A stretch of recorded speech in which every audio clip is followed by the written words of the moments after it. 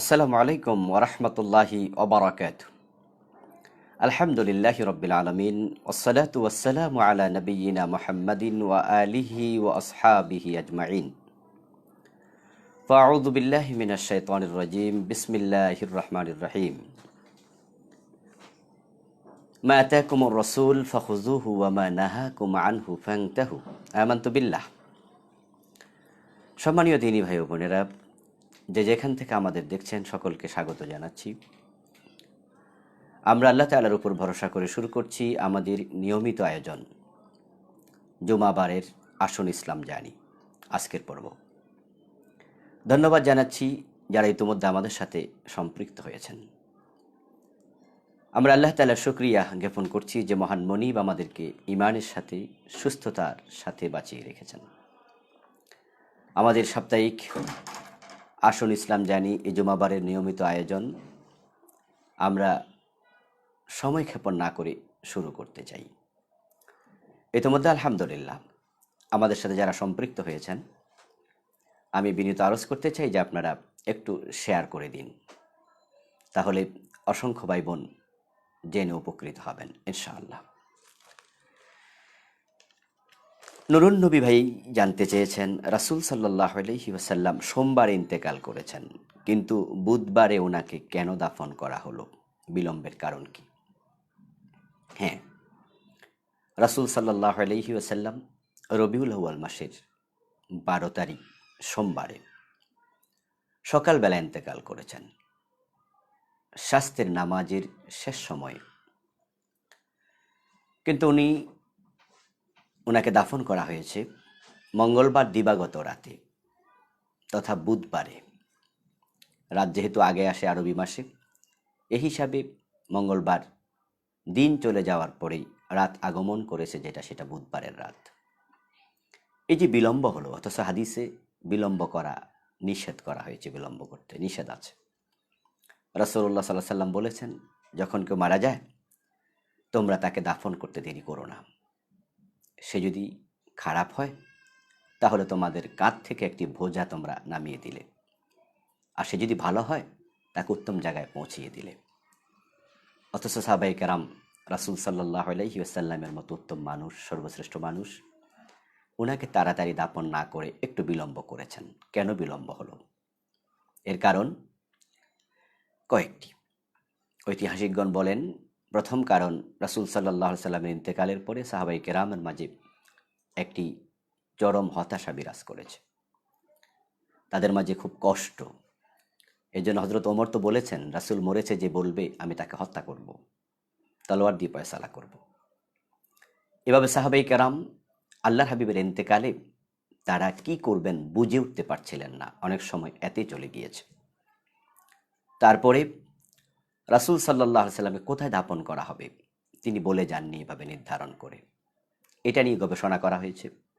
পরবর্তীতে সিদ্ধান্ত হয়েছে অন্যান্য নবীদের সুন্নাহ, আম্বিয়া আলাইহিমুসসালাম যে জায়গায় ইন্তেকাল করেন সেখানে দাফন করা হয়। এর ভিত্তিতে মা আয়েশা রাদিয়াল্লাহু তাআলা আনহার হুজরাতে রাসূলকে দাফন করা হয়েছে, কারণ তিনি এখানে ইন্তেকাল করেছেন। এটাতে একটু সময় লেগেছে সিদ্ধান্তে উপনীত হতে। দর্জন করে সাহাবী রাসূল সাল্লাল্লাহু আলাইহি সাল্লামের লাশ সামনে নিয়ে দোয়া পড়েছেন। কেউ ইমাম হয়ে আমরা যেভাবে ফরমাল জানাজার নামাজ পড়ি, এভাবে রাসূলের জানাজার নামাজ হয়নি। অসংখ্য সাহাবী রাসূলের লাশ সামনে নিয়ে দর্জন করে যখন তারা গিয়েছেন, এত অনেক সময় লেগেছে। আরেকটি অন্যতম কারণ হচ্ছে, বিশ্বনবীর পরে কে খলিফা হবেন ইসলামী রাষ্ট্রের, রাসূল সাল্লাল্লাহু আলাইহি ওয়াসাল্লাম সেটা নির্ধারণ করে যাননি। যার কারণে কে খলিফা হবেন তা নিয়ে তারা পরামর্শ করেছেন, আর এই পরামর্শ করতেও অনেক সময় লেগে গিয়েছে। যার কারণে রাসূল সাল্লাল্লাহু আলাইহি ওয়াসাল্লামকে দাফন করতে একটু দেরি হয়েছে। অমিত হাসান নামে একজন ভাই জানতে চেয়েছেন, নামাজের দ্বিতীয় রাকাতে প্রথম রাকাতের তুলনায় বড় সূরা পড়া যাবে কি? হ্যাঁ, যাবে, কোনো নিষেধাজ্ঞা নেই। আল্লাহ তাআলা কোরআন মাজিদে বলছেন, ফাকরাউ মা তায়াসসারা মিনাল কুরআন, কোরআন থেকে যাহা সহজ সেটাই তোমরা পাঠ করো নামাজে। এই জন্য যদি কেউ প্রথম রাকাতে সূরা কাউসার পড়ে, দ্বিতীয় রাকাতে সে ইচ্ছা করলে সূরা কাফিরুন পড়তে পারবে, কোনো অসুবিধা নেই। যদিও কাউসারের সে কাফিরুন বড়, কোনো অসুবিধা নেই। তবে স্বাভাবিকত প্রথম রাকাতে রাসূল সাল্লাল্লাহু আলাইহি ওয়াসাল্লাম একটু বড় কেরাত পড়তেন দ্বিতীয় রাকাতের তুলনায়। এই জন্য আমরা একটু প্রথম রাকাতে বড় কেরাত পড়ি। যদি এর ভিন্নতা ঘটে কোনো অসুবিধা নেই। আলতাফ নামে একজন ভাই জানতে চেয়েছেন, রাসূল সাল্লাল্লাহু আলাইহি সাল্লামের সিরাতের উপরে বাংলায় কোন বই পড়া উচিত? রাসূল সাল্লাল্লাহু আলাইহি সাল্লামের সিরাতের উপরে অসংখ্য বই আলহামদুলিল্লাহ বাংলায় রচিত হয়েছে, অনুদিত হয়েছে। তা আমরা বলবো, আপনারা সিরাত সম্পর্কে যদি জানতে চান তাহলে আর রাহিকুল মাখতুম পড়তে পারেন সিরাত ইবনে হিশাম, সিরাতে সরওয়ারে আলম, মানবতার বন্ধু মুহাম্মদুর রাসূলুল্লাহ সাল্লাল্লাহু আলাইহি ওয়াসাল্লাম। এইভাবে আরও সিরাতের বই আছে, তবে এই বইগুলো আমার কাছে খুব ভালো মনে হয়, অথেন্টিক, তুলনামূলকভাবে মনে হয়। এজন্য আমি সাজেস্ট করছি এই বইগুলো পড়ার জন্য। জালালউদ্দিন ভাই জানতে চেয়েছেন, ঋণ থেকে মুক্তির জন্য কোন আমল করব? ঋণ থেকে মুক্তির জন্য সালাতুল হাজত পড়বেন। সালাতুল হাজত পড়ে বেশি বেশি করে আল্লাহর কাছে দোয়া করবেন, সেজদায় গিয়ে দোয়া করবেন। আর রাসূলের শিখানো একটি দোয়া আছে, যেটা সহিহ বুখারীতে এসেছে, সহিহ মুসলিমে এসেছে। আল্লাহর হাবিব নিজেও এই দোয়া করতেন, আল্লাহুম্মা ইন্নী আউযু বিকা মিনাল হাম্মি ওয়াল হাজনি ওয়াল আজজি ওয়াল কাসলি ওয়াল জুবনি ওয়াল বুখলি ওয়া দালঈদ দাইন ওয়া গালাবাতির রিজাল। এই দোয়াটি মুখস্থ করতে পারেন। হে আল্লাহ, আমি তোমার কাছে আশ্রয় চাই দুশ্চিন্তা থেকে, তোমার কাছে আশ্রয় চাই অক্ষমতা থেকে, অলসতা থেকে, ভীরুতা থেকে, কৃপণতা থেকে, ঋণের ভারে নুয়ে যাওয়া থেকে এবং মানুষ কর্তৃক অত্যাচারিত হওয়ার থেকে। আল্লাহর হাবিব দোয়া করতেন, এই জন্য আমরা এই দোয়াটা আল্লাহর কাছে করতে পারি। আশা করা যায় আল্লাহ তাআলা ঋণ থেকে আপনাকে মুক্ত করবেন। আদর্শের সংগ্রাম নামক আইডি থেকে জানতে চেয়েছেন, আমি ইমামের পিছনে সূরা ফাতিহা পড়ি, কিন্তু অধিকাংশ সময় দেখি আমার সূরা শেষ হওয়ার আগে ইমাম রুকুতে চলে যান, করণীয় কি? এই একটা সমস্যা। আপনি যদি সূরা ফাতিহা পড়েন, ইমামের সাথে আপনি অংশগ্রহণ করলেন, তখন ইমাম সাহেব কেরাত শুরু করে দিল ফাতিহা শেষ করে, তাহলে কেরাত শোনা কিন্তু ফরজ। তা আপনি সূরা ফাতিহা পড়তে থাকলে তো শোনা হবে না। ফাসতামিউ লাহু ওয়া আনসিতু, আল্লাহ তাআলা বলছেন কোরআন যখন তেলাওয়াত হবে চুপ করে থাকো এবং মনোযোগ দিয়ে শোনো। তাহলে আপনি পারছেন না। আবার আপনি তেলাওয়াত করছেন, ইমাম রুকুতে চলে গেল, আপনি অর্ধেক পড়লেন, বাকি অর্ধেকের কি হবে? ইমামের অনুসরণ করা তো ফরজ, রুকু দেওয়াও তো ফরজ, তো দুটি ফরজ লঙ্ঘিত হবে। এই জন্য ইমামের পিছনে কিরাত সূরা ফাতিহা না পড়ে যদি আপনি শোনেন অথবা চুপ থাকেন, তাহলে অনেকগুলো জটিলতা থেকে আপনি নিষ্কৃতি পাবেন। রাসূলুল্লাহ সাল্লাল্লাহু আলাইহি সাল্লাম বলেছেন, মান কানা লাহুল ইমাম ফাকিরাতুল ইমামে কিরাআতুন লাহু। যে ব্যক্তির ইমাম থাকবে, ইমামের কেরাত তার কেরাত হিসাবে গণ্য হবে। এক্ষেত্রে ওলামায়ে হানাফের ফতোয়াটাই আমার কাছে অ্যাপ্রোপ্রিয়েট মনে হয়, কারণ যারা ইমামের পিছনে কেরাত পড়েন তাদের অনেক সমস্যা হয়ে যায়। আপনি এমন সময় জামাতে শরীক হলেন যখন ইমাম সূরা ফাতিহা শেষ করে দিয়েছে, কেরাত শুরু করে দিয়েছে, তা আপনি আল্লাহু আকবার বলে শামিল হলেন। এখন আপনি কি করবেন? কোরআন শোনা তো ফরজ, এখন আপনি সূরা ফাতিহা পড়বেন কেমনে? ইমাম কেরাত শেষ করে রুকুতে চলে গেল, তা আপনি এখন কি করবেন? রুকুতে যাওয়া তো ফরজ, সূরা ফাতিহা পড়ার সুযোগ কই? এই জাতীয় জটিলতা ঝামেলা তৈরি হয়। এই জন্য ওই হাদিসটা যদি আমল করেন, ইমামের কেরাতি মুসল্লির কেরাত হিসাবে গণ্য হবে। ইমাম মুসলিম বলেছেন, ইমাম যার থাকবে ও ব্যক্তি শুনবে, এটা হাদিসটা সহিহ, তার জন্য পড়া লাগবে না। সুতরাং নিশ্চিন্তে চুপ করে থাকলে ইমামের পিছনে, হাদিস যেহেতু সহিহ, আপনার নামাজ হয়ে যাবে, কোনো সন্দেহ নেই। ইরশাদ নামে একজন ভাই জানতে চেয়েছেন, আরশে আজিমে রাসূল সাল্লাল্লাহু আলাইহি সাল্লামের নাম লেখা আছে, এই হাদিসটি কতটুকু সহিহ? এই হাদিসটি সহিহ নয়। মুহাদ্দিসদের অধিকাংশের বক্তব্যই এই হাদিসটি সহিহ নয়। একটি হাদিস রয়েছে এই প্রসঙ্গে, রাসূল সাল্লাল্লাহু আলাইহি ওয়াসাল্লাম এর ওসিলা দিয়ে আদম আলাইহিস সালাম দোয়া করে ক্ষমা পেয়েছিলেন। লাম্মা ইখতারাফাল আদামুল খাতিয়া ক্বালা বিহাক্কি মুহাম্মাদিন লিমা গাফারতা লি।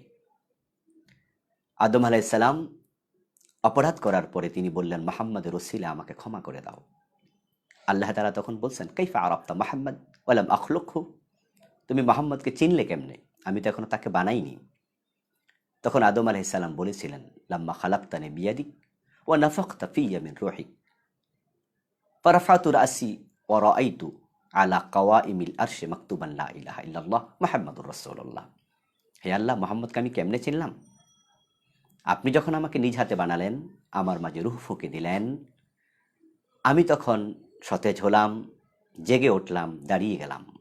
তারপরে মাথা তুলে তাকিয়ে দেখি আরশে আজিমের খুঁটির মাঝে লেখা লা ইলাহা ইল্লাল্লাহ মুহাম্মাদুর রাসূলুল্লাহ।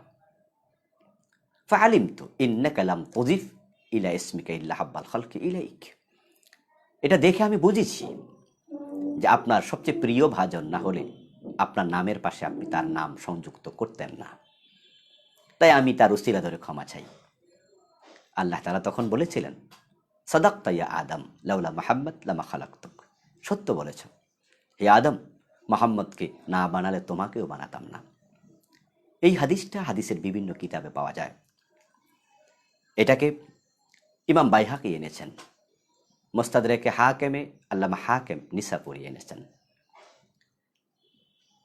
কিন্তু এই হাদিস মুহাদ্দিসিনে কেরামদের বক্তব্যের আলোকে গ্রহণযোগ্য নয়। আল্লামা নাসিরুদ্দিন আলবানী বলছেন হাদিসটি মাউদু, জাল।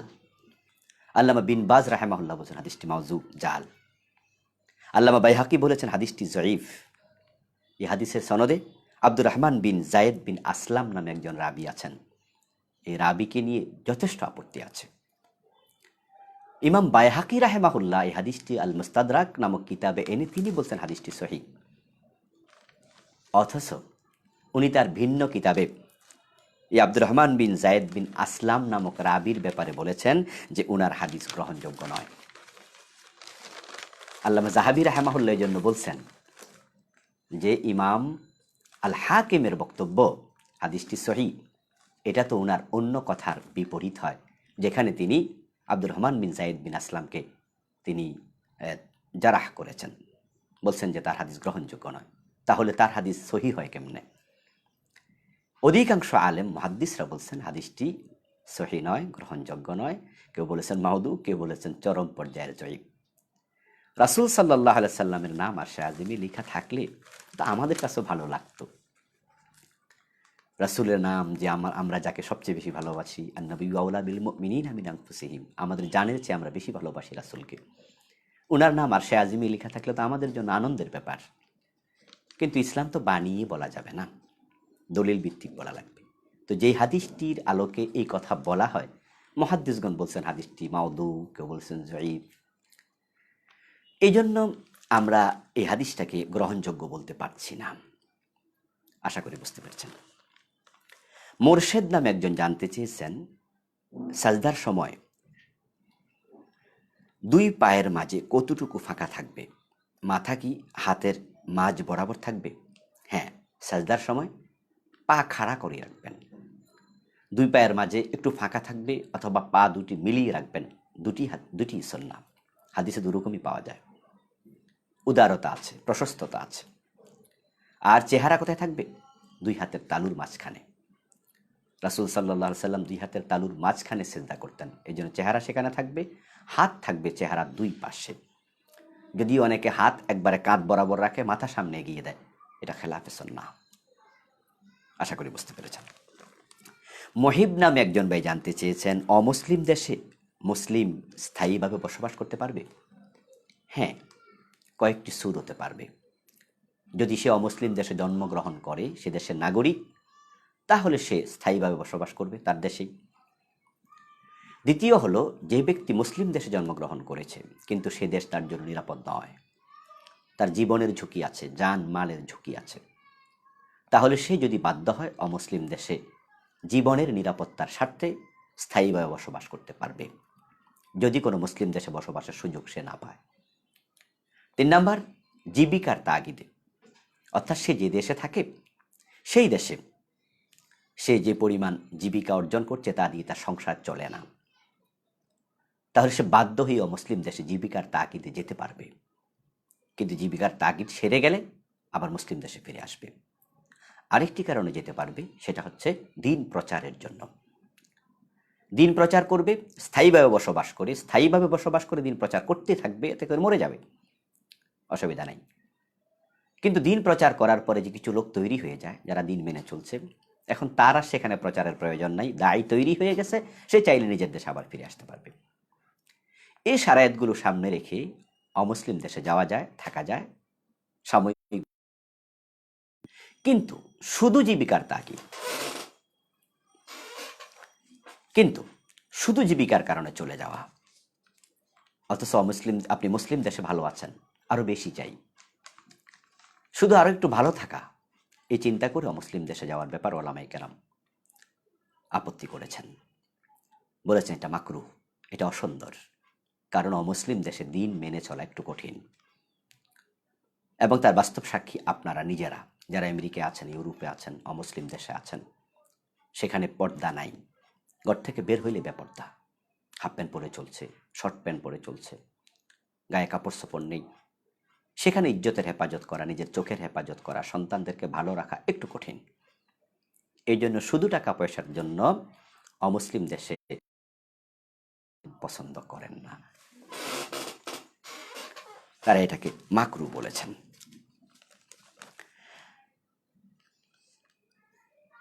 সিদ্দিকুর রহমান ভাই জানতে চেয়েছেন, নামাজে বড় সূরা যখন তেলাওয়াত করি, যেমন সূরা ইয়াসিন, তেলাওয়াত কালে যদি রুকু আসে তাহলে কি রুকুতে যেতে হবে? না, মোটেও না, জরুরি কিছু নয়। নামাজের কোরআন তেলাওয়াতের মাঝে আপনার দেখতে পাই রুকু করা হয়েছে, যে এ সূরাতে এতটা রুকু আছে। এ কথার অর্থ এই নয় যে আপনি রুকুতে গেলেই রুকু করতে হবে। যদি রুকুতে গিয়ে আপনি রুকু করতে চান, কোনো অসুবিধা নেই, কিন্তু আপনি পুরা সূরা শেষ করতে চান এক রাকাতে, তাতেও কোনো অসুবিধা নেই। ডায়েরির শেষ পাতা নামক আইডি থেকে জানতে চাওয়া হয়েছে, আমি কিভাবে বুঝবো যে আমার ইবাদত কবুল হচ্ছে? চমৎকার প্রশ্ন, জীবন ঘনিষ্ঠ প্রশ্ন। হ্যাঁ, ইবাদত কবুল হচ্ছে কিনা তা নিশ্চিতভাবে বোঝার সুযোগ নেই, তবে অনুমান ভিত্তিক বোঝা যায়। যখন ইবাদত করে আপনি মজা পাবেন, তখন বুঝবেন ইবাদত কবুল হচ্ছে। ইবাদত করলে আগ্রহ বেড়ে যায় আরো বেশি ইবাদত করার, তাহলে বুঝতে হবে ইবাদত কবুল হচ্ছে।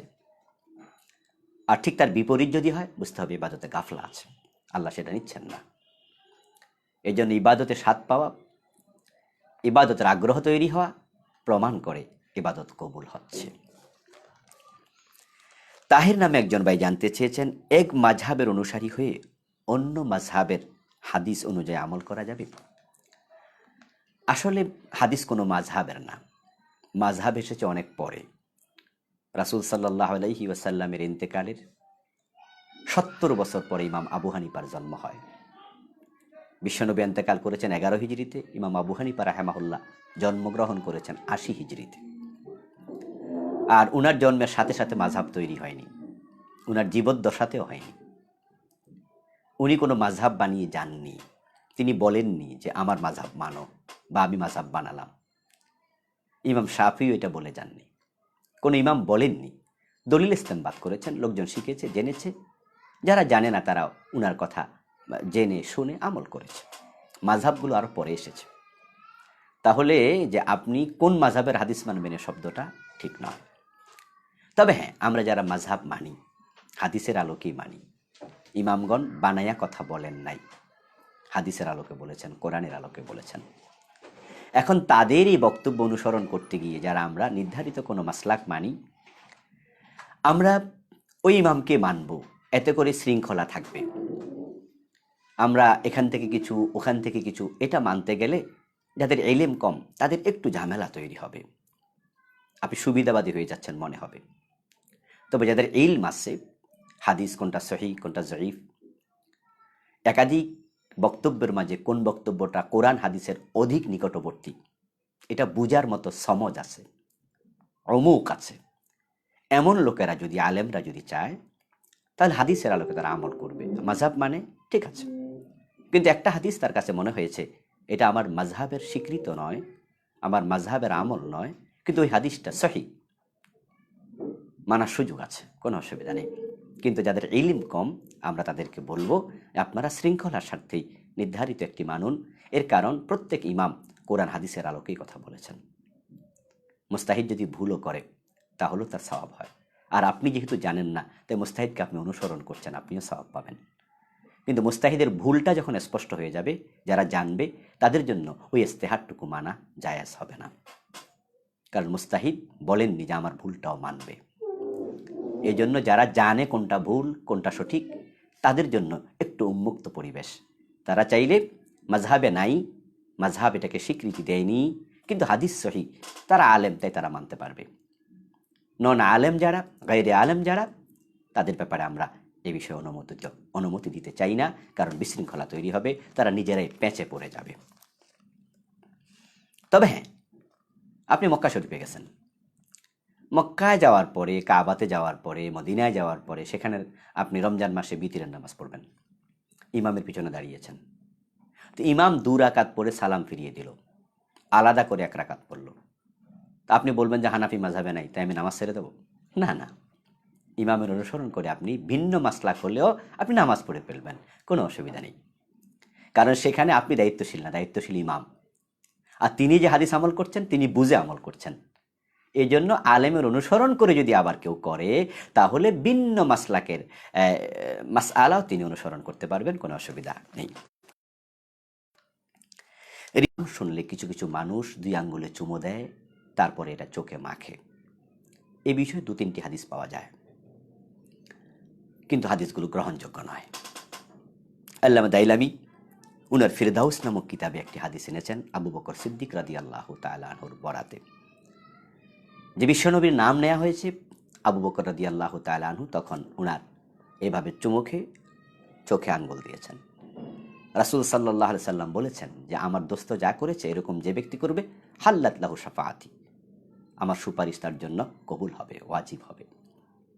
এই হাদিসটির ব্যাপারে মুহাদ্দিসদের ইত্তেফাক, মুত্তাফাক আলাই বক্তব্য হলো গ্রহণযোগ্য নয়, হাদিসটি সহি নয়, হাদিসটি অগ্রহণযোগ্য। আর মাকাসিদুল কিতাবে আল্লামা সাখাবী রাহিমাহুল্লাহ, মাকাসিদুল হাসানা কিতাবে আল্লামা সাখাবী রাহিমাহুল্লাহ একটি হাদিস এনেছেন হযরত খিজির থেকে, যেখানে বর্ণিত আছে রাসূল সাল্লাল্লাহু আলাইহি সাল্লাম বলেছেন মর্মে, যে ব্যক্তি আমার নাম শুনবে তারপরে বলবে মারহাবাম বিহাবিবি কুররাতু আইনি মুহাম্মদ ইবনে আব্দুল্লাহ,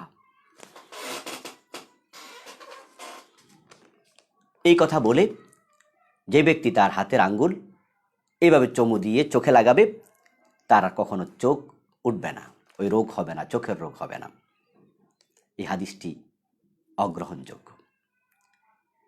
এই জাতীয় চোখে আঙ্গুল দিয়ে চুমু দেয়া এভাবে যত হাদিস আছে 2-3টি, কোনোটারই গ্রহণযোগ্যতা মুহাদ্দিসদের নিকটে নেই।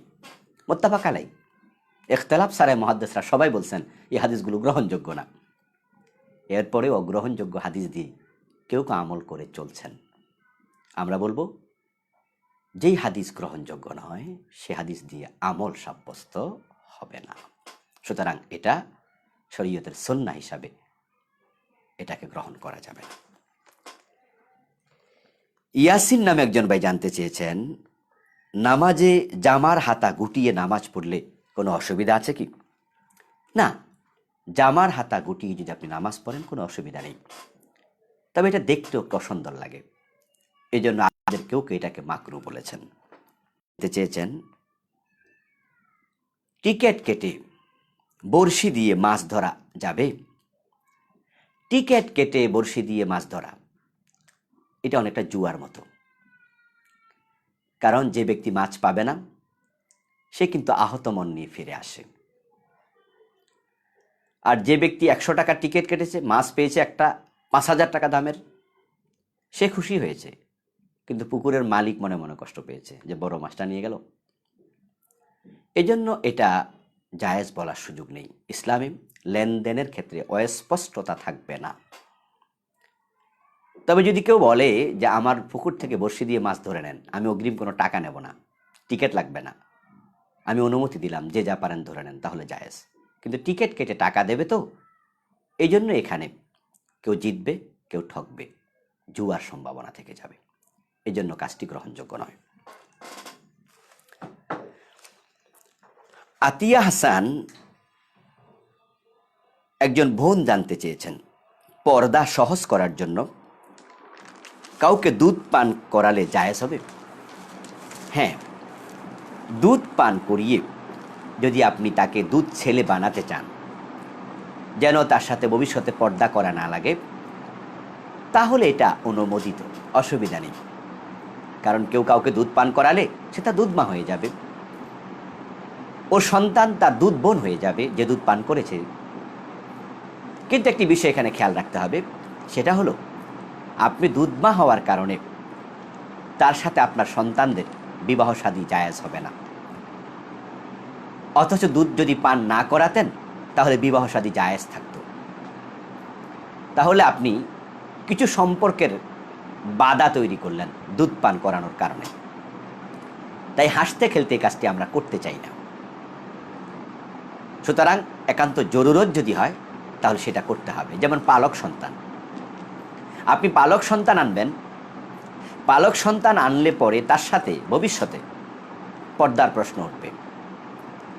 সে বড় হয়ে গেলে যে মহিলা তাকে লালন পালন করেছে সে মহিলাকেও পর্দা করতে হবে। একটু জটিল। কোনো পালক মেয়ে যদি কেউ লালন করে তাহলে মেয়েটা বড় হলে তার যে অভিভাবক পুরুষ তার সাথে পর্দা করতে হবে, না হয় গুনাহ হবে। এখানে বিষয়টা একটু জটিল হয়ে যায়। ছোট্ট থেকে বড় করে পর্দা করাটা একটু জটিল। তাই যদি তারা মনে করে যে আমি দুধ পান করিয়ে দেই, এতে করে দুধ মা দুধ বাবা সাব্যস্ত হয়ে যাবে, তাহলে আর পর্দা লাগবে না, চলাফেরা সহজ হবে, তাহলে পর্দা করা যেতে পারে, এই দুধ পান করানো যেতে পারে। কিন্তু শুধু শুধু এটা ঠিক হবে না। সেলিমউদ্দিন ভাই জানতে চেয়েছেন, মরণোত্তর চক্ষুদান করা যাবে কি?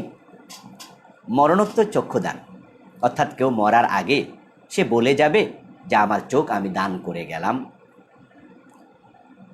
এই বিষয়ে ওলামায়ে কেরামের এখনো মুত্তাফাক আলাই কোনো সিদ্ধান্ত আমি জানি না। ওলামায়ে কেরাম দ্বিধা বিভক্ত।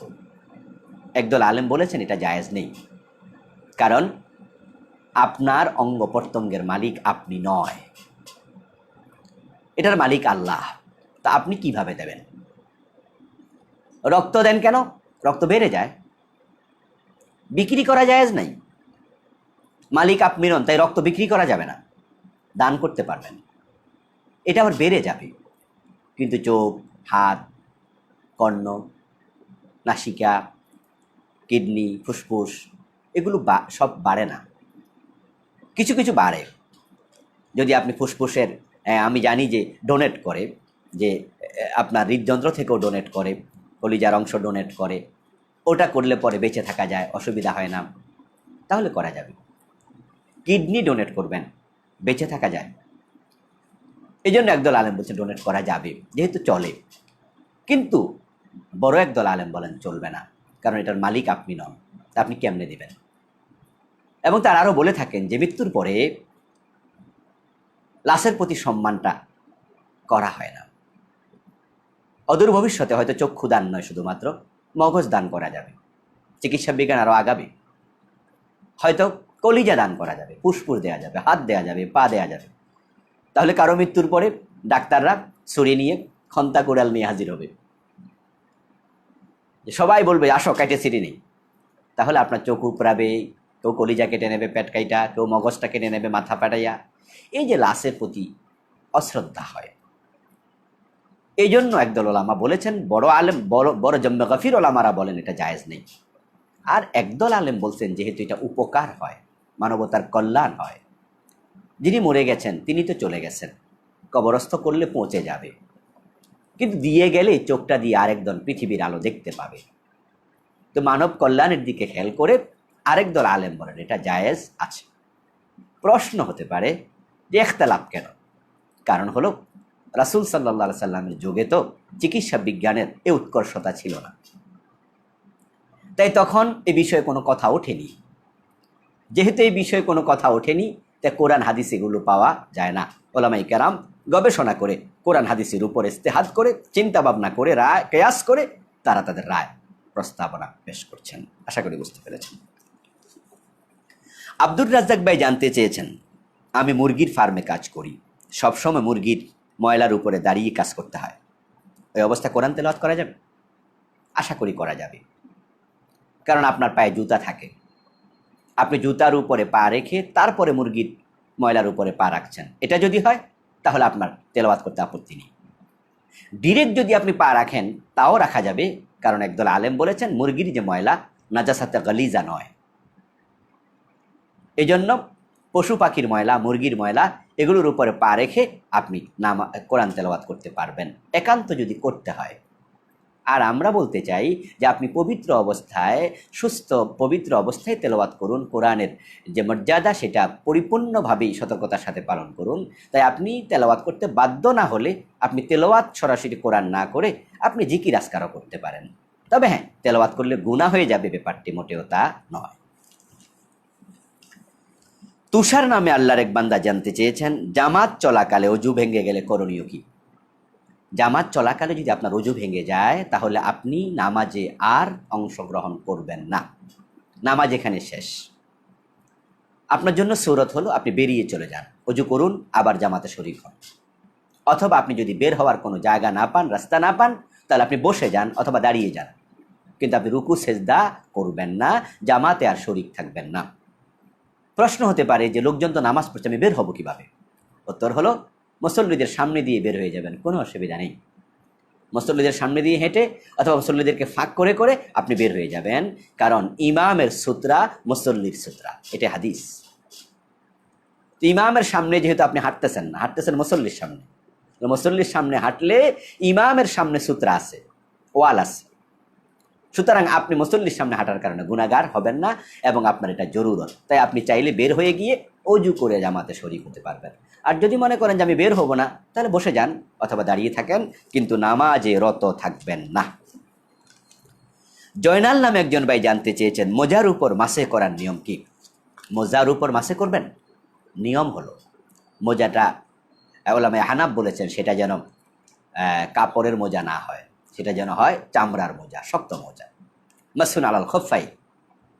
আর অন্যান্য আলেমরা বলছেন খফাইন হলেও চলবে, আল মাসু আলাল জাওরাবাইন, সেটা যদি চামড়ার মোজা হয় তাহলেও হাদিসে আছে, সেটাও তার উপর মাসে চলবে। এখন মাসে করার নিয়ম কি? মাসে করার নিয়ম হলো পবিত্র অবস্থায় এটা পরা লাগবে, অজু অবস্থায় মোজা পড়তে হবে। তারপরে অজু ভেঙে গেল, এখন আপনি ভাবলেন যে মোজাটা আমি আর খুলব না, তাহলে আপনি মোজার উপরে, আপনি যখন মাথা মাসে করবেন তারপরে পানি হাতে নিয়ে একটু ঝাড়া দিয়ে ফেলে দিয়ে আপনি মোজার উপর দিয়ে উপর দিয়ে আপনি হাতটা এভাবে বুলাইয়ে আনবেন, দুই হাত দুই পায়ের উপর থেকে, তাহলে মাসে হয়ে গেল। মুকিম অবস্থায় আপনি 1 দিন 1 রাত এই কাজটি করতে পারবেন, মুসাফির হলে 3 দিন 3 রাত আপনি এই কাজ করতে পারবেন। মুজাম্মেল ভাই জানতে চেয়েছেন, বাচ্চা দুধ খাওয়ানোর সর্বোচ্চ সময়সীমা কত? বাচ্চাদেরকে যদি মায়েরা দুধ পান করাতে চায় তাহলে তারা সর্বোচ্চ সময়সীমা পাবে 2 বছর, হাওলাইন কামেলাইন। আল্লাহ তাআলা বলছেন পরিপূর্ণ 2 বছর। অন্য আয়াতে আল্লাহ তাআলা বলছেন হামলুহু ওয়া ফিসালুহু 30 শাহরা। এই আয়াতের দিকে খেয়াল করে কেউ কেউ 30 মাস, 2.5 বছরের কথা বলেছেন। অথচ আমরা বলতে চাই কোরআনে ধান্দিক বক্তব্য থাকে না, এক আয়াত আরেক আয়াতের বিপরীত হয় না। এক আয়াত দিয়ে আরেক আয়াত মানসুখ হয়ে যদি যেত তাহলে বলা যেত দান্দিক নয়, কিন্তু মানসুখ হয়েছে এ কোনো প্রমাণ আমাদের কাছে নেই। তা 2 আয়াত দুরকম হলো কেমনে? হাওলাইনে কামেলাইন 2 বছর পরিপূর্ণ, 30 শাহরা 30 মাস, 2.5 বছর। আসলে 2.5 বছরের যে আয়াত, সে আয়াতে 2টি বিষয়, হামলুহু ওয়া ফিসালুহু। হামল মানি পেটে থাকা, গর্ভ, ফিসাল মানে দুধ খাওয়ানো শেষ করা, তাহলে 2টা মিলে 30 মাস। এজন্য ওলামায়ে কেরাম বলেন যে গর্ভের সর্বনিম্ন মেয়াদ হলো 6 মাস। যদি কারো নতুন বিয়ে হয়, নতুন বিবাহের পরে বাচ্চা হয়, ওই বাচ্চা যদি 6 মাসের আগে জন্মগ্রহণ করে সুস্থ সবল অবস্থায়, বুঝতে হবে বাচ্চাটা বিয়ের আগের। ওয়ালাদুজ জিনা, 6 মাসের কমে সুস্থ বাচ্চা দুনিয়ায় আসে না। এজন্য আল্লাহ তাআলা বলছেন হামলুহু, আল্লাহ তাআলা বলছেন হামলুহু ওয়া ফিসালুহু 30 শাহরা। গর্ভ এবং দুধ পান দুটা মিলে 30 মাস। তো 6 মাস যদি আপনি বাদ দেন সর্বনিম্ন মেয়াদ গর্ভের, তাহলে 24 মাস থাকলো। 24 মাস মানে 2 বছর। কোরআনের দুটি আয়াতে কোনো সংঘর্ষ নাই, দ্বন্দ্ব নাই। এই জন্য আমরা বলবো দুধ পান করানোর সর্বোচ্চ সময়সীমা 2 বছর হোক। মেডিকেল সায়েন্সে তাই বলে, 2 বছরের পর দুধ পান করালে বাচ্চা ওই দুধের কারণে অসুস্থ হয়, মেধা কমে যায়, দাঁত নষ্ট হয়ে যায়। আমিনুল ইসলাম ভাই জানতে চেয়েছেন, লটারিতে মোটরসাইকেল পেলে সেটা গ্রহণ করা জায়েজ হবে? লটারি ধরাই তো জায়েজ নাই, লটারি মানে তো জুয়া। যদি লেগে যায় 10 টাকায় 40 লক্ষ টাকা,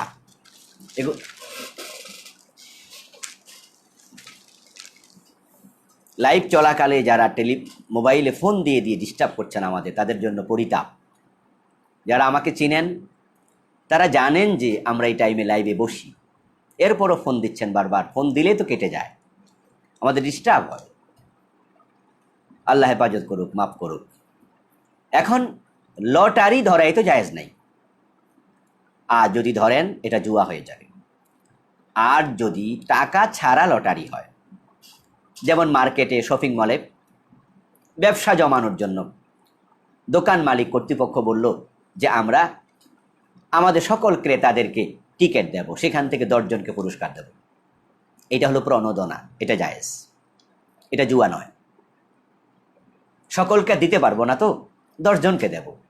তাই টিকিটগুলো আমরা লটারি আকারে আমরা টেনে তুলে যার নাম উঠবে আমরা তাকে দেব। এই লটারিতে যদি আপনি মোটরসাইকেল পান তাহলে জায়েজ আছে। উনি প্রশ্ন করেছিলেন এমন ইমামের পিছনে নামাজ পড়া যাবে? হ্যাঁ, ক্রাইটেরিয়ার আলোকে। ইমাম যদি জুয়া খেলে তাহলে এমন ইমামের পিছনে নামাজ না পড়াই ভালো। আর যদি এরকম লটারি হয় যেটা টাকা ছাড়া, তাহলে ইমাম সাহেব যদি মোটরসাইকেল পান, ওই মোটরসাইকেলে ইমাম সাহেবও চড়তে পারবেন, সুযোগ দিলে আপনিও চড়বেন, কোনো অসুবিধা নেই। সাখাওয়াত ভাই জানতে চেয়েছেন, দিনই জীবনযাপন করার জন্য কোন কোন বই পড়া উচিত? দিন সম্পর্কে আমি জানতে পারবো কোন বই পড়লে।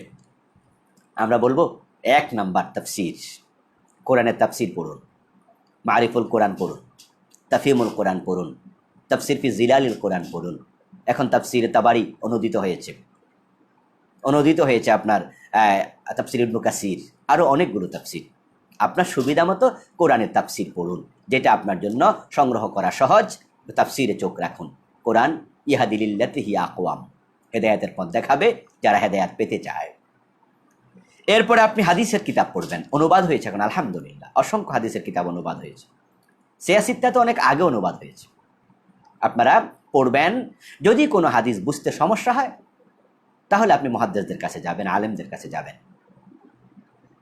এরপরে আপনি সিরাতের কিতাব পড়বেন, যেটা আমি কিছুক্ষণ আগে বলেছি, রাসূলের জীবনী পড়বেন, সাহাবায়ে কেরামের জীবনী। সাহাবায়ে কেরামের জীবনীর উপরে চমৎকার বাংলা বই আছে, নাম আসহাবে রাসূলের জীবন কথা, 6 খণ্ড, লিখেছেন ডক্টর আব্দুল মাবুদ, ঢাকা ইউনিভার্সিটির প্রফেসর। এই বইটি আমার সংগ্রহে আছে, আমি ছাত্র জীবনে পড়েছি, খুব চমৎকার। উপন্যাস পড়ে তো মজা পাবেন না, এখানে যত মজা আছে। সাহাবায়ে কেরামের জীবনী কি চমৎকার করে তিনি লিখেছেন, মুদাল্লাল, দলিল দিয়ে রেফারেন্স সহ। এরপরে বিভিন্ন রাইটার আলহামদুলিল্লাহ বই লিখেছেন। মুসলমানদের পরিবার ও পারিবারিক জীবনের উপরে লেখা বই আছে। মাওলানা মওদুদী রাহিমাহুল্লাহ অনেক বই লিখেছেন, অনুবাদ করেছেন। মাওলানা আব্দুর রহিম লিখেছেন পর্দাও ইসলাম, চমৎকার বই। এই জন্য আপনারা এই বইগুলো পড়বেন, আশা করি দিন সম্পর্কে সহি সমঝ পাবেন ইনশাআল্লাহ। শাহাদাত হোসাইন ভাই জানতে চেয়েছেন, 4 রাকাত বিশিষ্ট সুন্নাত নামাজের শেষ 2 রাকাতে সূরা ফাতিহার সাথে কি সূরা মিলাতে হবে? হ্যাঁ, অধিকাংশ আলেম বলেছেন মিলাতে হবে, কোনো কোনো আলেম বলেছেন মিলানো লাগবে না। ওলামায়ে হানাফা বলছেন মিলাতে হবে। যদি ভুলে আপনি না মিলান তাহলে আপনি সাহু সিজদা দিয়ে দেবেন। মাসুম বিল্লাহ ভাই জানতে চেয়েছেন, কোনো শায়েখ যুক্তি দেন ফেরাউনের মৃত্যুর পর মুসা আলাইহিস সালাম মিশরের রাষ্ট্র ক্ষমতা নেননি, তাই মুসলমানদের রাষ্ট্র ক্ষমতা নেয়ার দরকার নেই। কথা কি সঠিক? একবারে সঠিক নয়, একবারে বাজে কথা। তারা মুসা আলাইহিস সালামকে দলিল হিসাবে দিচ্ছেন, নবী মুহাম্মদকে ভুলে গেলেন। তারা কি মুসা নবীর উম্মত? ওই আলেমেরা, ওই শায়েখেরা কি মুসা আলাইহিস সালামের উম্মত? নবী মুহাম্মদুর রাসূলুল্লাহ সাল্লাল্লাহু আলাইহি সাল্লাম 10 বছর মদিনার প্রেসিডেন্ট ছিলেন। আবু বকর, ওমর, ওসমান, আলী রাদিয়াল্লাহু তাআলা আনহুম, ওনারা রাসূলের পরে 40 বছর ক্ষমতা ছিলেন। আল খিলাফা আলা মিনহাজিন নাবুওয়া, এই খেলাফতের প্রশ্নে ইমাম হোসাইন রাদিয়াল্লাহু তাআলা শাহাদাত বরণ করলেন। আর ওনারা বলতেছেন ক্ষমতা লাগবে না, রাষ্ট্র ক্ষমতা লাগবে না। রাষ্ট্র ক্ষমতা যে লাগবে এটা তো সৌদি আরবের দিকে তাকাইলে বোঝা যায়। সৌদি আরবের রাষ্ট্র ক্ষমতায় কারা আছে? ইসলামপন্থীরা, যার কারণে সেখানে পর্দার বিধান আছে, চুরি করলে হাত কাটা হয়, আজান দিলে দোকান বন্ধ করা হয়। মক্কা মদিনা যারা গিয়েছেন দেখেছেন। তো রাষ্ট্র ক্ষমতা দরকার যদি নাই থাকে, তারা সৌদি প্রশাসনের বিরুদ্ধে কথা বলুক যে আপনারা অযথা রাষ্ট্র ক্ষমতা কেন নিলেন। কিন্তু না, সৌদি আরবের বিরুদ্ধে বলবে না তো, কারণ বেতন থাকবে, চাকরি থাকবে না তো, বেতন কমে যাবে। ওনারা অন্যান্য মুসলিম রাষ্ট্রের বিরুদ্ধে কথা বলছে যে অন্যান্য মুসলিম দেশে কেন ইসলামকে ক্ষমতা নিতে চায়। বড় পরিতাপ। মুসা আলাইহিস সালামের উদাহরণ দেয় নবী মুহাম্মদুর রাসূলুল্লাহ সাল্লাল্লাহু আলাইহি সাল্লামের জীবনী, উনার সিরাত, উনার কর্মতৎপরতা ভুলে যায়। আমরা নবী মুহাম্মদ সাল্লাল্লাহু আলাইহি সাল্লামের অনুসরণ করতে বাধ্য। সুতরাং উনাদের এই কথা একবারে কোরআন হাদিস বিরোধী। কয়দিন আগে আপনারা দেখেছেন যে আমাদের জনস্বাস্থ্য ইনস্টিটিউটের পরিচালক ডাক্তার সাহেব, উনি একটি সার্কুলার দিয়েছিল যে মুসলিম পুরুষেরা যেন টাকনুর উপরে কাপড় পরে, মুসলিম মেয়েরা যেন হেজাব পরে। অবস্থা কি হয়েছে? পরের দিন ক্ষমা চাইছে, ওনাকে শোকজ করা হয়েছে। এখন শুনেছি ওনাকে ওএসডি করা হয়েছে। তাহলে রাষ্ট্রে ইসলাম যে কত দরকার, কত দরকার। এই জন্য রাষ্ট্রে যতদিন ইসলাম থাকবে না, নেতারা যতদিন মুমিন হবে না, কোরআন সংসদে যাবে না, শিরিক বন্ধ করা যাবে না। এই যে মাজারে শিরিক চলছে, ওয়াজ তো আমরা অনেক করছি, বন্ধ হয়েছে। কিন্তু রাষ্ট্র যদি কালকে বলে দেয় যে মাজারে এসব সেজদা চলবে না, খাজা বাবার ড্যাগ এসব চলবে না, শিরিক বন্ধ হয়ে যাবে। রাষ্ট্র কালকে ঘোষণা করুক আজান হলো দোকান বন্ধ করো, হয়ে যাবে। রাষ্ট্র কালকে বলুক সকল মেয়েরা পর্দা করে বের হও, তোমাদের নোংরা পোশাক ছেলেদেরকে ধর্ষণকারী বানাচ্ছে, ছেলেরা তোমাদের পোশাক, খোলামেলা পোশাক দেখে ধর্ষণে প্রলুব্ধ হচ্ছে, এগুলো বাদ দাও, শালীন পোশাক পরো, কালকে এগুলো চালু হয়ে যাবে। সিনেমা হল চলতে দেয়া হবে না, কালকে বন্ধ হয়ে যাবে। চোর ধরলে হাত কাটো, কালকে হাইকোর্ট রায় দেয়া শুরু করুক, চুরি বন্ধ হয়ে যাবে। কোরআন এগুলো নেই। ওই হুজুররা কেমনে কয় যেগুলো লাগবে না, রাষ্ট্র ক্ষমতা ইসলাম লাগবে না? তাহলে ইসলামের ফৌজদারি বিধান কায়েম কে করবে? ধর্ষণ করলে ধর্ষণকারী শাস্তি কত আগেই তো কোরআনে আছে। সরকারের কাছে আন্দোলন করার কি দরকার? সম্মানীয় ভাইরা, যেই আলেম ওলামারা এই কথাগুলো বলছেন তাদের ব্যাপারে আমাদের সতর্ক হওয়া দরকার। আবু আব্দুল্লাহ উনি জানতে চেয়েছেন ফরজ সালাতে সানা পড়ার পর মুক্তাদি কি আউযুবিল্লাহ বিসমিল্লাহ পড়বে? মুক্তাদি যেহেতু কেরাত পড়বে না, সেহেতু আউযুবিল্লাহ বিসমিল্লাহ পড়বে না। আর মুক্তাদি যদি ইমামের পিছনে সূরা ফাতিহা পড়ে তাহলে মুক্তাদি আউযুবিল্লাহ বিসমিল্লাহ পড়বে। যারা আমাদের সাথে অংশগ্রহণ করেছেন, শরীক হয়েছেন, এখনো শেয়ার করেননি, মেহেরবানি করে একটু শেয়ার করে দিন, অন্য ভাই বোনেরা যেন উপকৃত হবে, আপনি সাদাকায়ে জারিয়ার সওয়াব পাবেন ইনশাআল্লাহ। জাহিদুল ইসলাম ভাই জানতে চেয়েছেন মাঝে মাঝে আমার মাথায় নাস্তিকদের মতো চিন্তা আসে, করণীয় কি? আসতে পারে। রাসূল সাল্লাল্লাহু আলাইহি সাল্লামের সাহাবারাও বলেছেন, ইয়া রাসূলুল্লাহ, মাঝে মাঝে মাথায় এমন কথা ঘুরপাক করে, চিন্তা আসে, যেটা প্রকাশ করার তুলনায় নিজে আগুনে ঝাঁপ দেওয়াকে পছন্দ করি। আল্লাহর হাবিব বলছেন এমন হয়? কয় হ্যাঁ। প্রকাশ করতে মন চায় না? কয় না। এটাই তুমি মান, তুমি যে প্রকাশ করো না, তুমি বোঝো তো, এইটাই তো ঈমান। সুতরাং যখন এই জাতীয় নাস্তিকতাবাদী চিন্তা ভাবনা আসবে, আপনি বেশি বেশি পড়বেন আউযু বিল্লাহি মিনাশ শাইতানির রাজিম, বলবেন আমানতু বিল্লাহ ওয়া মালাইকাতিহি ওয়া রুসুলিহি ওয়া কুতুবিহি। আপনি ঈমানকে তাসদীদ করবেন, বলবেন লা ইলাহা ইল্লাল্লাহ, বলবেন মুহাম্মাদুর রাসূলুল্লাহ, আশহাদু আল্লা ইলাহা ইল্লাল্লাহ ওয়া আশহাদু আন্না মুহাম্মাদার রাসূলুল্লাহ। এগুলো আপনি পড়বেন, বেশি বেশি তাআব্বুদ, শয়তান থেকে আশ্রয় চাইবেন, ইনশাআল্লাহ শয়তানি চিন্তা মাথা থেকে চলে যাবে। রিফাত ভাই জানতে চেয়েছেন সন্তান জিহাদের রাস্তায় আছে, সময় দেয়, কিন্তু মা বাবার ভরণ পোষণ করে না, সে কি জান্নাত পাবে? আসলে মা বাবাকে অসন্তুষ্ট রেখে আল্লাহকে সন্তুষ্ট করা খুব কঠিন। মা বাবা যদি বদদোয়া দেয় গজব হয়ে যাবেন। জেহাদের রাস্তায় গিয়েও আপনি জান্নাত খুঁজে পাওয়া কঠিন হয়ে যাবে। এই জন্য আমরা বলবো, আপনার জান্নাত আপনার ঘরে। আল্লাহর হাবিব বলছেন, সেই ব্যক্তির নাক ধুলায় মলিন হোক যে মা বাবাকে পেয়েছে কিন্তু জান্নাত পায়নি। জান্নাত মায়ের পায়ের তলে। বাবা জান্নাতের সর্বশ্রেষ্ঠ দরজা, রাসূলের বক্তব্য। এই জন্য মা বাবাকে অসন্তুষ্ট রেখে আপনি জেহাদ করে জেহাদ জেহাদ জেহাদ চাই, জেহাদ লাগলে আমি নেই, এই স্লোগান দিয়ে লাভ হবে না। আপনি আল্লাহর রাস্তায় চলছেন, মা বাবাকে খেদমত করা কি আল্লাহর রাস্তার কাজ নয়? এটা শ্রেষ্ঠ জেহাদ। এই জন্য মা বাবার প্রতি আপনাকে অবশ্যই মনোযোগী হতে হবে। মা বাবা হলো ফাউন্ডেশন আল্লাহর সন্তুষ্টির।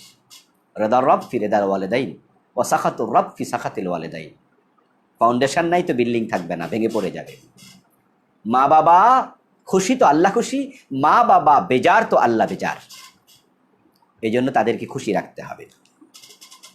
ইয়াসিন ভাই জানতে চেয়েছেন, কবর জিয়ারত করার সুন্নাহ পদ্ধতি কি?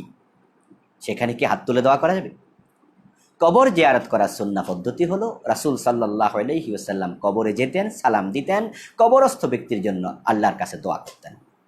তিনি বলতেন, আসসালামু আলাইকুম আহলাদ দিয়ার মিনাল মুমিনিন ওয়াল মুমিনাত ওয়াল মুসলিমিন ওয়াল মুসলিমাত আনতুম লানা সালাফ নাহনু লাকুম তাবা ইনশাআল্লাহু বিকুম লাহিকুন নাসআলুল্লাহ লানা ওয়া লাকুমুল আফিয়া। বলতেন তিনি সালাম দিয়ে, তোমরা সামনে গিয়েছো, আমরা পরে আসছি। তারপরে বলতেন যে তোমাদের সাথে আমাদের অচিরে সাক্ষাৎ হবে। এই কথা শেষ করে আবার বলতেন, আল্লাহর কাছে আমাদের জন্য তোমাদের জন্য ক্ষমা প্রার্থনা করছি। ক্ষমা চাওয়া। এখন যদি ক্ষমা চাওয়ার সময় আপনি হাত তোলেন, দোয়া তো আছে, এই হাত তোলাটা সংযোজন করলেন আর কি আপনি, তাহলে এটাকে সুন্নাহ বলা যাবে না। রাসূল হাত তুলেছেন, সেখানে গিয়ে এটা পাওয়া যেহেতু যায় না, সেই হেতু সুন্নাহ বলা যাবে না, এটা খেলাফে সুন্নাহই বলা যাবে। আর হাত না তুলে যদি আপনি সেখানে দোয়া করতে থাকেন বা দোয়া করেন, তাহলে পরিপূর্ণ সুন্নাহ হবে। কিন্তু কবরস্থানে গিয়ে কোরআন তেলাওয়াত করা, সূরা ইয়াসিন পড়া, কুল হুয়াল্লাহ 3 বার, সূরা ইখলাস, সূরা ফাতিহা 1 বার, তারপরে আবার দোয়া করা, এই জাতীয় কোনো সুন্নাহ তরিকা হাদিসে পাওয়া যায় না। আবু আয়মান বা জানতে চেয়েছেন, মোহতারাম, লাইভ চলাকালে অনেকে প্রশ্ন করেন কিন্তু উত্তর পান না, তাই মনে কষ্ট পান, এ বিষয়ে কিছু বলুন। হ্যাঁ, সত্য কথা বলেছেন ভাইজান, আপনাকে ধন্যবাদ। আসলে লাইভ চলাকালে অনেকে প্রশ্ন করছেন, আমি দেখতে পাচ্ছি, কিন্তু আমরা যদি সেখান থেকে প্রশ্ন নেই তাহলে অনেক সময় লেগে যায় এবং প্রশ্নগুলো চলে যায়, থামিয়ে রাখা যায় না। আর আপনারা জেনে থাকবেন যে আমি মোবাইলে লাইভ করি। কম্পিউটারে লাইভ করলে তাহলে হয়তো সহজ হতো, ল্যাপটপে যদি লাইভ করতাম তাহলে নিতে পারতাম। তো সেটা আমি এখনও শুরু করিনি। শুরু করলে ইনশাআল্লাহ তখন লাইভ আপনারা চলাকালে প্রশ্ন করবেন, সেখান থেকে আমরা উত্তর নেব। তবে সেজন্য আমি পরামর্শ দিতে চাই, বৃহস্পতিবার সকাল থেকে শুক্রবার আসর পর্যন্ত বা মাগরিব পর্যন্তই আপনারা আমার ফেসবুক পেজে অথবা ফেসবুক আইডিতে আপনারা প্রশ্ন করে ফেলবেন। আমি প্রশ্নের আহ্বান করি, সেখানে আমি স্ট্যাটাস দেই, আপনারা ওখানে প্রশ্ন করবেন। আমি সেখান থেকে সবগুলো প্রশ্ন দেখি, 400-500 প্রশ্ন আসে, সব মিলিয়ে কম বেশি হয়, আমি সবগুলো দেখি। তো যেগুলো নেয়ার মতো আমি সেগুলো নেই। তো যদি আপনি সেখানে প্রশ্ন করেন তাহলে প্রশ্নগুলো লিখে আমি উত্তর দিতে সহজ হয়, এবং যে প্রশ্নগুলোর উত্তর তাৎক্ষণিকভাবে দেয়া কঠিন, সেগুলো আমি হাদিস কোরআন দেখে আমি প্রস্তুতি নিই, তারপর আমি দেই। এতে করে উত্তরটা আপনাদের নিতে সুবিধা এবং উত্তরটা সহি হবে। এই জন্য তাৎক্ষণিক প্রশ্নের উত্তর দেওয়ার তুলনায় লাইভে আপনি প্রশ্ন না করে বৃহস্পতিবার সকাল থেকে আপনি আমার আইডিতে চোখ রাখবেন, পেজে চোখ রাখবেন যে আমি স্ট্যাটাসটা দিলাম কিনা, তারপরে আপনি সেখানে লিখিত প্রশ্ন করে ফেলবেন ইনশাআল্লাহ। আশা করি বুঝতে পেরেছেন। আলী খান নামে একজন ভাই ভারতের হাওড়া থেকে জানতে চেয়েছেন, সুদের টাকা খাওয়া হারাম, তাহলে আমি এই টাকা যদি কাউকে দান করি সেটাও তো হারাম? না ভাই, আপনি খাবেন না। রাসূল লানত করেছেন সুদ যে খায় তাকে, সুদ যে দেয় তাকে, সুদ যে লিখে তাকে, সুদের যে সাক্ষী থাকে তাকে। তিনি বলছেন হুম সাওয়াও, তারা অপরাধের সমান। এখন আপনি সুদের টাকাটা খেলেন না, দিয়ে দিলেন, সওয়াবের নিয়ত করলেন না, তাহলে যে ব্যক্তি এই টাকাটা পেল সে কিন্তু সুদ খাচ্ছে না, সে আপনি যা দিয়েছেন দানটা খাচ্ছে, এই জন্য সে গুনাহগার হবে না। রাসূল সাল্লাল্লাহু আলাইহি সাল্লামের জন্য সাদাকা খাওয়া হারাম ছিল এবং ওনার হাশেমি গোত্রের জন্য হারাম ছিল, ওনার পরিবারের জন্য সাদাকা হারাম ছিল। কিন্তু ওনার একজন দাসী ছিল, তার নাম ছিল বারিরা, মা আয়েশার দাসী। ওই বারিরা রাদিয়াল্লাহু তাআলা আনহা, তিনি মুমিনা ছিলেন। ওনার ঘরে রাসূল গিয়ে দেখেন যে উনি মাংস রান্না করছেন, উতরাচ্ছে চুলার উপরে। তো আল্লাহর হাবিব সেখানে বারিরাকে বললেন, বারিরা ঘরে কিছু আছে নাকি খাবার টাবার? বলে রুটি আছে, আর কিছু নেই। রাসূল বলে কেন, ওই যে মাংস দেখা যায়। হযরত, এটা তো সাদাকা, ওয়ালা না হাদিয়া। আরে বারিরা, এটা তোমার জন্য সাদাকা, আমাদেরকে তুমি যদি দাও তাহলে তো সাদাকা না, হাদিয়া। তাহলে বোঝা গেল বস্তু যখন পরিবর্তন হয় ব্যক্তির হাত, তখন তার হুকুম পরিবর্তন হয়। সুতরাং সুদের টাকা আপনি যদি গরিবকে দিয়ে দেন সওয়াবের নিয়ত ব্যতীত, ওই গরিবের জন্য সেটা ভোগ করা বৈধ হবে। আশা করি বুঝতে পেরেছেন। সিফাত নামে একজন ভাই জানতে চেয়েছেন, একজন মুরব্বী আমার হস্তরেখা দেখে বলল এমন কিছু কথা আমার জীবন সম্পর্কে যেগুলো আমার সাথে মিলে গেছে, অথচ এই লোকটা তো আমাকে চিনে না। তাহলে কি হস্তরেখা সঠিক? গণকের কথা বিশ্বাস করব? আমি বলবো ভাই না, বিশ্বাস করবেন না। কোনো কোনো লোকের সাথে জিন থাকে, তারা জিন লালন পালন করে, জিনের মাধ্যমে তারা তথ্য নিতে পারে। ওই হাতের মাঝে কিছু আছে সেটা দেখে বলে দিয়েছে, এটা মোটেও নয়। অতীত সম্পর্কে বলতে পারে জিনের মাধ্যমে, সে ভবিষ্যৎ জানে, এটা নয়। ভবিষ্যতে কি হবে এটা কিন্তু কেউ বলতে পারে না, জিনেরাও পারে না।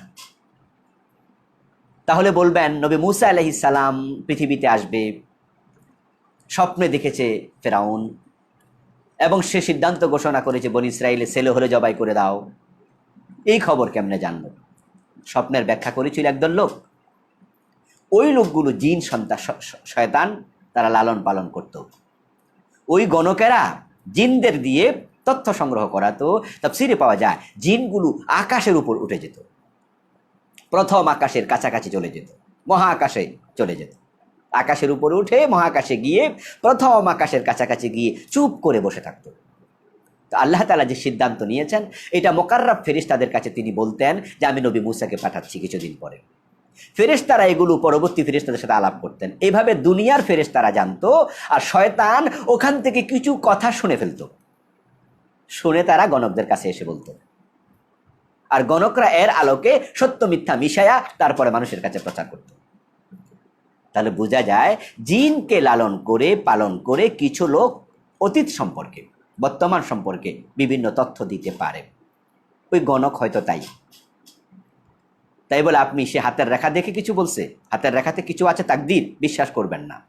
তাকদীর হাতের মাঝে নেই, তা হস্তরেখা দেখে বিশ্বাস করার কোনো কারণ নেই। যদি কোনো মানুষের তাকদীর তার হাতের মাঝে থাকতো, তার দুই হাত নাই, সে না খাইয়া মরা লাগতো। এগুলো মিথ্যা। তাকদীর লেখা লৌহে মাহফুজে, এর আলোকে ফয়সালা হয়। সুতরাং গণকের কথা বিশ্বাস করা যাবে না। হাবিবুল্লাহ ভাই জানতে চেয়েছেন, এক মহিলা তার গাইরে মুহাররাম এক ছেলেকে নিজের ছেলের মতো মনে করে, ছেলেও সেই মহিলাকে মায়ের মতো মনে করে। শরীয়তের ভিত্তি কি, বিধান কি? আমরা বলবো এই মনে করার কোনো মূল্য ইসলামে নেই। ধর্ম বাবা, ধর্ম ভাই, ধর্ম মা, ডাক মা, এগুলো ইসলামী পরিভাষা নয়। যে মহিলার সাথে তার পর্দা করা ফরজ, তাকে মা ডেকে কাছে যাবে, ইসলাম অনুমোদন করে না। এই জন্য ওই মহিলাকে মা ডাকলো, সে তাকে ছেলে ডাকলো, এগুলো ভিত্তিহীন। এগুলো বরং সে নারীর সাথে ছেলেকে পর্দা করতে হবে। মাহমুদ হুসাইন নামক একজন ভাই জানতে চেয়েছেন, জানাজার নামাজে তাকবীর ছুটে গেলে করণীয় কি? জীবন ঘনিষ্ঠ প্রশ্ন। আপনি জানাজার নামাজ পড়তে গেলেন, গিয়ে দেখেন যে ইমাম সাহেব এক তাকবীর দিয়ে দিয়েছে, দ্বিতীয় তাকবীর দিয়ে দিল, আপনি তখন শরীক হলেন, দ্বিতীয় তাকবীর পেলেন অথবা তৃতীয় তাকবীর পেলেন। এখন মাসালা হলো আপনি ওখানে শামিল হবেন। রাসূলুল্লাহ সাল্লাল্লাহু আলাইহি সাল্লাম বলেছেন, ফামা আদরাকতুম ফাসাল্লু ওয়া মা ফাতাকুম ফাআতিম্মু। তুমি নামাজে, আর যেটা চলে গেছে ফাআতিম্মু, যেটা চলে গেছে তুমি সেটা পূর্ণ করো। তাহলে আপনি এখন শরিক হবেন। শরিক হওয়ার পরে আপনি তাকবীর দিয়ে, প্রথম তাকবীরের পরে আপনি যা পড়তেন এটা আপনার প্রথম তাকবীর, আপনি সেটা পড়বেন। দ্বিতীয় তাকবীর দিয়ে আপনি যা পড়তেন এটা আপনার দ্বিতীয় তাকবীর, সেটা পড়বেন। ইমাম সালাম ফিরিয়েছে, আপনি এবার তৃতীয় তাকবীর দেন, ওটা পড়েন। বাকিটুকু আপনি পূর্ণ করুন, যে দোয়া পড়ার পড়েন, তারপরে আপনি সালাম ফিরিয়ে দেন। তিনি আরও জানতে চেয়েছেন, কবরে মানুষকে রাখার পরে যখন মাটি চাপা দেয়া হয় তখন কি পা দিয়ে সমান করা যাবে? এটা অসুন্দর, কারণ আপনি যে জীবিত অবস্থায় তার গায়ের উপরে পা না।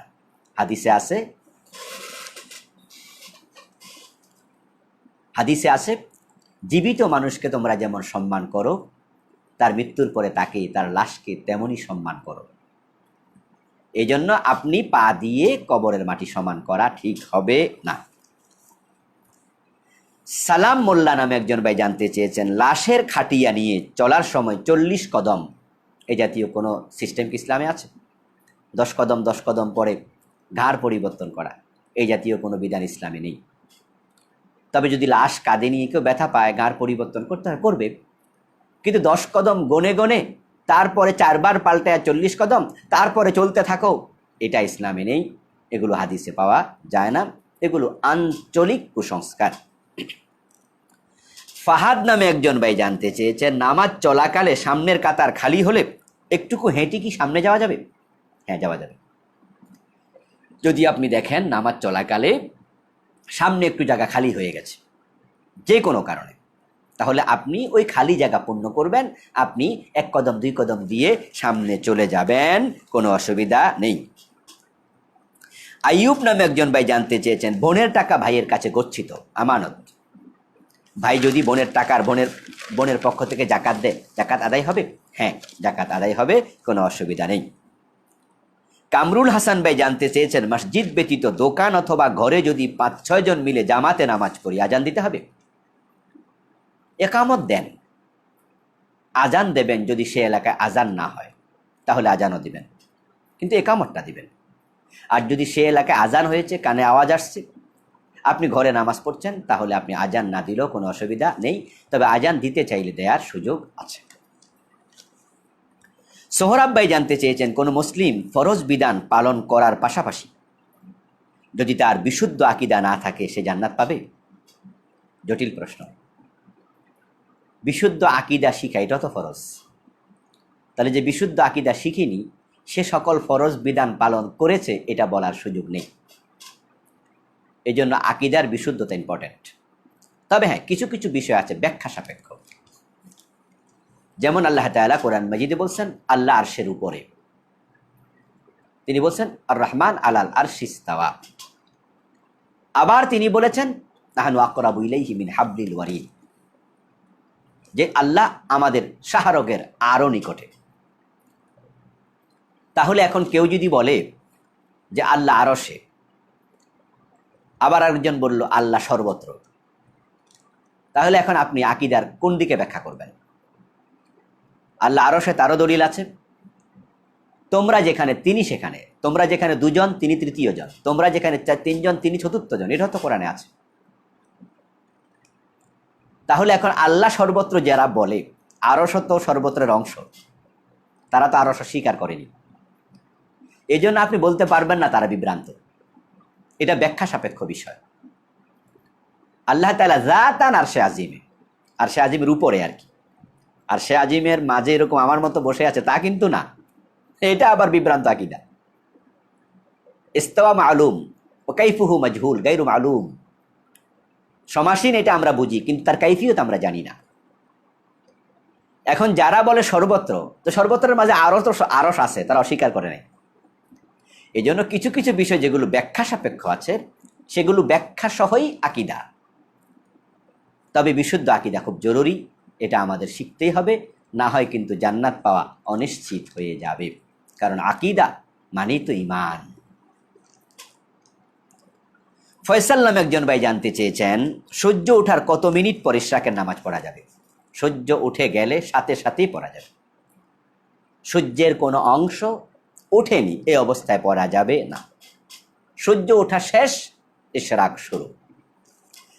সুমন ভাই জানতে চেয়েছেন, স্ত্রী সংসর্গ গ্রহণ করার পর গোসল না করে ওই অবস্থায় কিছু খাওয়া যাবে? হ্যাঁ, খাওয়া যাবে, তবে হাত পা ধুয়ে নেবেন, অজু করে নেওয়া আরও ভালো। যদি হাত পবিত্র থাকে তাহলে খেতে কোনো অসুবিধা নেই।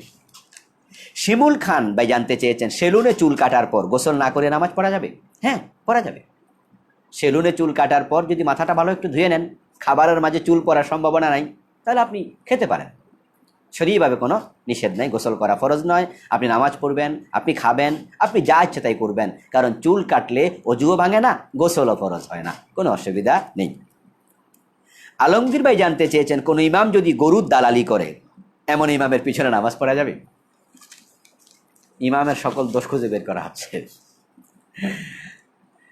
আসলে ব্যাপার হলো, আমরা ইমামদেরকে সাদা কাপড়ের মতো মনে করি, সেখানে দাগ লাগলে বেশি দেখা যায়। এটাও শ্রদ্ধা থেকে আমরা করছি আর কি, জাস্ট একটু মজা করলাম আর কি। আসলে দালালিটা ভালো কাজ না, এটা একটি হীনতর কাজ। এই জন্য ইমামের মতো একজন সম্মানিত মানুষ এই কাজ করবেন, এটা শোভনীয় নয়, এটা সাজে না।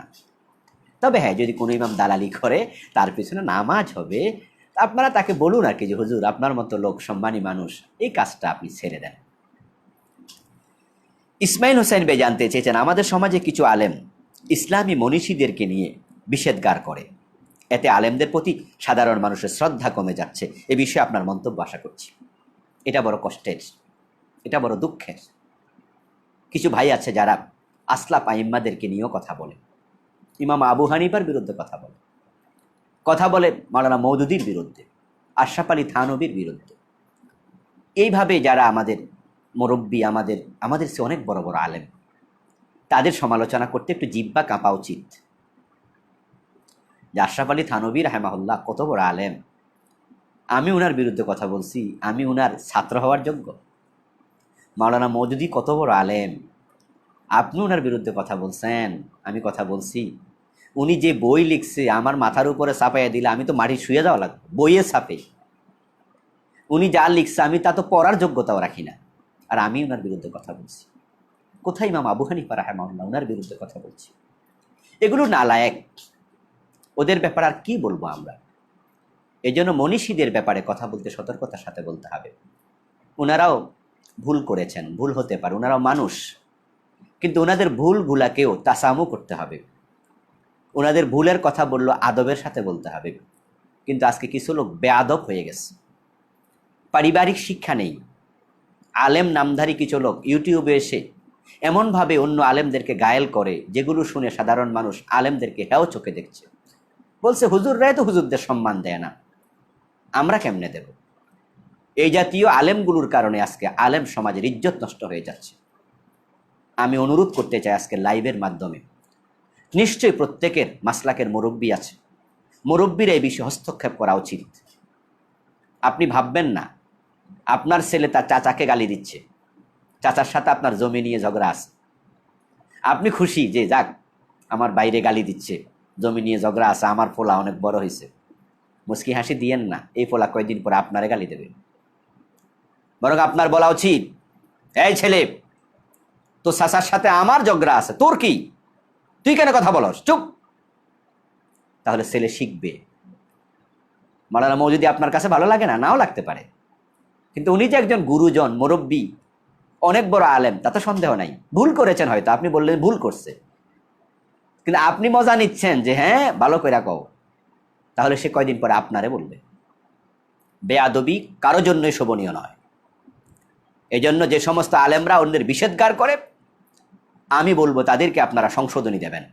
কোনো মাহফিলে অন্য আলেমকে হেও করে কথা বলার পর ওই বক্তা যখন ঘরে যাবে, মাহফিল কমিটির উচিত সে বক্তাকে জিজ্ঞাসা করা, হুজুর আপনাকে তো আমরা অন্য আলেমকে গালি দেওয়ার জন্য এখানে আনি নাই, আপনি এটা কেন করলেন? এইভাবে যদি আপনারা একটু ধরেন, তবে এখানেও আদবের সাথে ধরবেন আর কি, ধরবেন শক্ত করেই, কিন্তু আদবের সাথে ধরবেন, তাহলে এই বক্তা সংশোধিত হয়ে যাবে। সামনের মাহফিলে গিয়ে অন্য আলেমকে বিষেধগার করবে না, সে থেমে যাবে। এই জন্য সকল অঙ্গনের আলেমদেরকে আমি বিনয়ের সাথে বলতে চাই, আমরা যে পাবলিকলি আমরা অন্য আলেমকে সম্মান দিতে চাই, যদি কারো সমালোচনা করি সেটাও আমরা ইজ্জতের সাথে করতে চাই, ভালোবাসা নিয়ে করতে চাই। আল্লাহ তৌফিক দান করুন। শাহিন নামে একজন ভাই জানতে চেয়েছেন, আমি জানি বিবাহ বহির্ভূত সম্পর্ক হারাম, কিন্তু যদি কাউকে মনে মনে পছন্দ করি সেটা কি হারাম হবে? না, বিবাহের জন্য মনে মনে পছন্দ করা অনুমোদিত, কিন্তু সেই পছন্দ যেন আবার শয়নে স্বপনে স্মরণ করা না হয়, তাহলে এটা নাজায়েজ হয়ে যাবে। এই জন্য বিবাহের জন্য পছন্দ, এর বাহিরে কিছু নয়।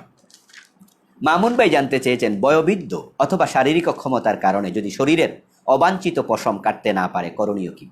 মাজুর, অসুবিধা নেই।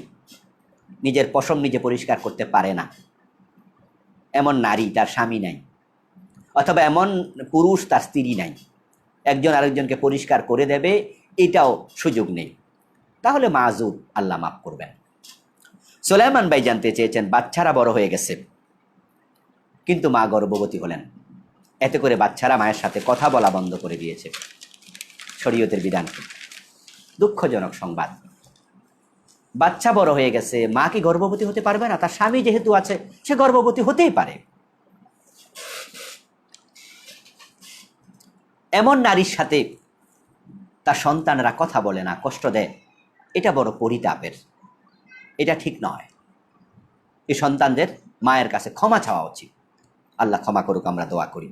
সর্বশেষ জুবাইর আহমদ ভাই জানতে চেয়েছেন, মসজিদের মাইক দিয়ে আজান ব্যতীত হারানো বস্তুর সংবাদ, মৃত্যুর সংবাদ, টিকাদান কর্মসূচির সংবাদ ইত্যাদি প্রচার করা যাবে? মসজিদের মাইকে হারানো বস্তুর ঘোষণা দেয়া জায়েজ নেই, তবে একটি বিষয় সেন্সিটিভ, সেটা হলো যদি কোনো মানুষ হারিয়ে যায়, কারো সন্তান হারিয়ে গেছে, ছোট্ট বাচ্চা 2-3 বছর বয়স, এখন মাইক বাজার থেকে এনে ভাড়া তারপরে ঘোষণা করবে, বাচ্চাটা কোথায় গেছে, মা অস্থির। মুয়াজ্জিনকে যদি বলো, হুজুর আমার বাচ্চাটার ব্যাপারে একটু বলুন, বাচ্চাটা হারিয়ে গেছে, এই বিষয়টা মানবিক, এটা মানবিক বিষয়। মসজিদ হাইয়া আলাস সালাহ, সাথে সাথে হাইয়া আলাল ফালাহ, এটা নামাজের জায়গা, কল্যাণেরও জায়গা। এটা মানুষ হারিয়ে গেছে, বাড়িতে আগুন লাগছে, চোর ডাকাত ঢুকছে, এখন মসজিদের মুয়াজ্জিনকে যদি বলে, হুজুর একটু ডাকাত ঢুকছে, একটু বলেন না, এটা মানবিক। আগুন লাগছে, এটা বলুন না, মানবিক, মানুষ যেন আসে। একান্ত বাধ্য হলে এই কাজগুলো আমরা করতে চাই, কিন্তু চান্স পাইলে মসজিদে এসে অমুক মারা গেছে ঘোষণা করেন, কেন ভাই?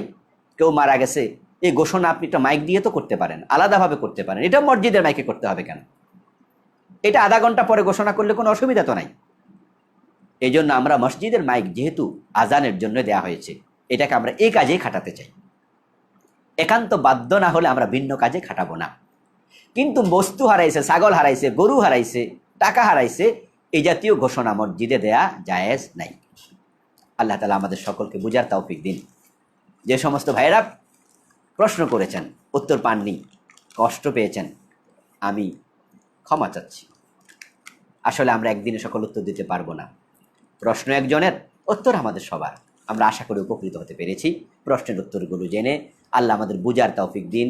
যারা সালাম দিয়েছেন, ওয়ালাইকুম আসসালাম ওয়া রাহমাতুল্লাহি ওয়া বারাকাতুহু, সকলের সুস্থতা এবং দীর্ঘ হায়াত, নেক হায়াত কামনা করে আজকের মতো বিদায় নিচ্ছি। আল্লাহ আমাদের সকলকে সুস্থ রাখুন, ইমানের সাথে রাখুন। ইনশাআল্লাহ যদি সুস্থ থাকি, বেঁচে থাকি, আবার আগামী জুমাবারে দেখা হবে। তবে আমরা সময়টা পরিবর্তনের একটু চিন্তা করছি। এখন 9:15 অনেক বেশি রাত হয়ে যায়, তাই আমরা 8:30টায় আনতে পারি কিনা সেটা ভাবছি। তবে যদি আমি সিদ্ধান্ত নেই, তাহলে ইনশাআল্লাহ সেটাও আমি পোস্টারের মাধ্যমে আপনাদের জানিয়ে দেব। এর আলোকে আপনারা অংশগ্রহণ করবেন। যারা এখনও শেয়ার করেননি, তারা মেহরবানি করে শেয়ার করে দিন। আসসালামু আলাইকুম ওয়া রাহমাতুল্লাহি ওয়া বারাকাতুহু।